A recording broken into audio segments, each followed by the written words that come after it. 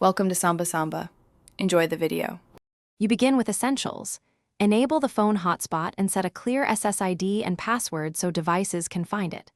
Once done, choose 4 GHz for range or 5 GHz for speed. Make sure data is active.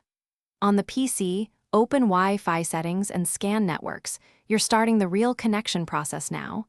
You do this to control security and performance, and to avoid surprises like automatic carrier blocks or roaming limits that stop tethering from working. Now connect.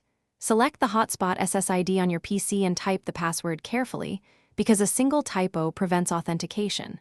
Once connected, make sure the network profile is private so your PC allows secured access and necessary services.